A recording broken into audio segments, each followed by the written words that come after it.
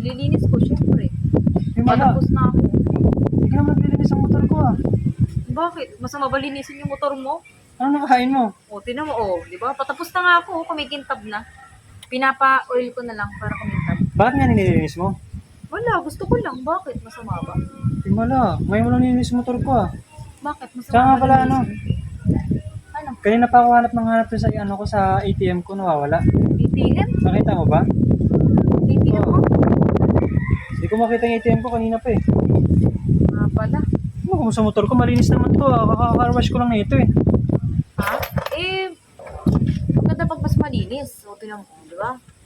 Susi pa to. Siyempre, para minsan makabawi-bawi man lang sa'yo. Bawi-bawi. Wala pa talaga nakita? Baka tinago mo lang yung ATM ko.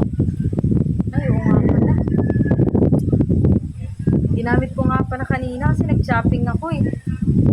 Ginamit mo na naman. Ano ba yan? Ano ba naman titipid tayo? Kasi ang dami natin bayarin eh. Nag-shopping nga ako kanina, oh. Ano nga yan? Ano ba nagtitipid tayo ngayon? Kasi ang dami natin bayarin. Kasi kinuha ko yung ko. Na, umalis na yung motor mo ah. Wala akong pakalam sa linis na yan.